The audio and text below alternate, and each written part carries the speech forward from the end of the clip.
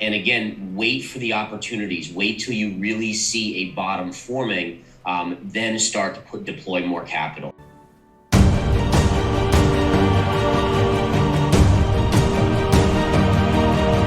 Yeah, so it has been a tricky market, and it's not just the crypto market, the stock market. Many markets out there have been struggling because as the Fed's been pulling back on monetary policy, they've been sucking liquidity out of the system, right? So you have less money in people's pockets, in people's accounts. Higher interest rates mean people can borrow less to invest. And ultimately, that creates a scenario where asset prices are going to decline. The Fed kind of, choreographed this in late 2021. They said they were going to do it. I think a lot of investors kind of didn't believe them because in the past they've always been soft with the markets. In other words, they didn't worry about inflation because there wasn't inflation. Now there's massive inflation and they have to actually be hard with the markets, kind of that strict parent at this point in time. So I think at this stage of the game, you have to continue to be very, very careful.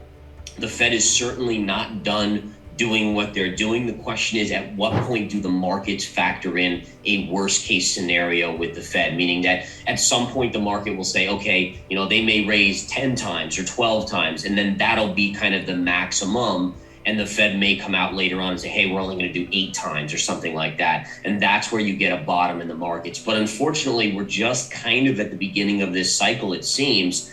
And unfortunately, the beginning of the cycle has already seen a massive decline in crypto prices, stock markets, and so forth. So, and again, wait for the opportunities. Wait till you really see a bottom forming, then start to deploy more capital. So be patient. Always remember the markets will go lower than any of us think, just like they go higher than any of us think. I mean, if you look at the charts on GameStop or AMC, I mean, who would have thought those stocks would have gone, GameStop going to $300, $400 a share from $20 or $15? I certainly never thought that. And so on this downside, stocks and crypto prices will go a lot lower than any of us think. I know when I started calling out 20,000 back when we were at 65, people thought I was nuts. Then it got to 50, then 40, and now 30, and even sub 30. It's just the nature of bear markets to take things down and whittle away the average investor.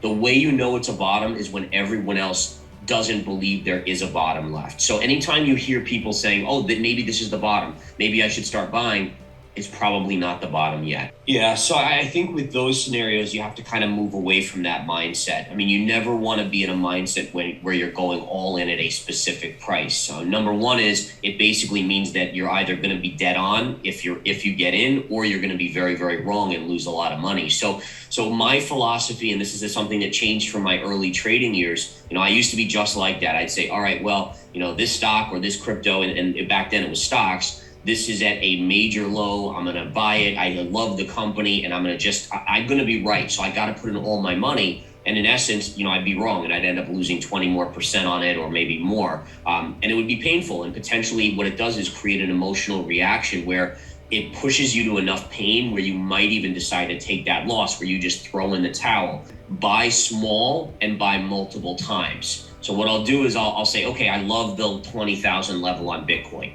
So I'm going to put, let's just say, I don't know if it's going to be the low. I'll put in 1/5 of what I ultimately want to own. I'll put it in at 20. And then maybe at 17, I'll put in another 1/5. And at 14, I'll put in another 1/5. And what you do is you just kind of space out these orders. And this is the tricky thing, is that as you get lower and lower, you're going to start doubting yourself. You're going to say, oh my goodness, this seems like it will never end. Will Bitcoin survive? Will it go to 2,000? Will it go to 4,000? And the bottom line is you have to kind of think to yourself logically, number one, where are you getting in? Do you believe in your thesis longer term? And then you just have to slowly inch in very methodically, very robotically. As soon as you let emotion take control of you, and this goes for trading anything, you've almost given up at that stage. You've almost taken the loss already. Good question. So I think the number one thing is you want to at least understand the market dynamics a little bit.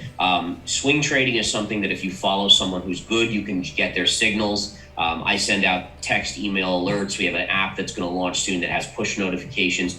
So generally, swing traders can have jobs that they go to during the day as long as they have that ability to check their phone for an alert. But again, I'm a big fan of knowledge Education is so important when it comes to this kind of stuff. Understand the difference between investing, which is more of a very long-term view, and swing trading, which is much more of a, well, what's going to happen over the next 2 weeks type move, and trying to capture those moves. The positives on swing trading is that as a swing trader, you can make money both sides of a market, whether it's going up or down.